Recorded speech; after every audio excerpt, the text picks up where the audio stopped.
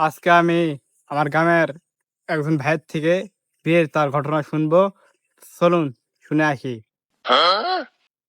ভাই, আপনি যদি আপনার বিয়ের কাহিনীটা একটু বলতেন ছোট করে।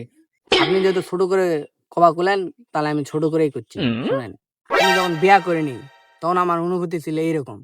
দাদা গো, তোর হাত ধরিয়া কই, এবার বিয়া না করাইলে দেশে থাকবার লই। দাদা গো, তারপর ভাই আমাকে বাড়িতে বিয়া দিয়ে দিছে।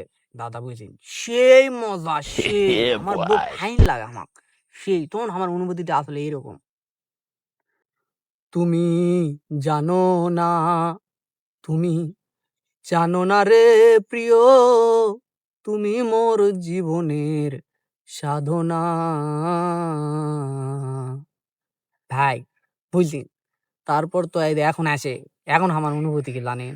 এখন আমার অনুভূতি এরকম, আমি হয়তো 2 দিন পরে মরবো, আগে মরলে কি ক্ষতি, এই দুনিয়ার রং তামাশা বুঝলাম না রে এক রতি, ঘরেরও রমণী যেন কাল নাগিনী, সুযোগ পাইলে কিছু সারে না রে, আমি পারি না আর পারি না, আমি কেন মরি না, আজরাইল কি চেনে না, আমারে গয়, আমি পারি না আর পারি না।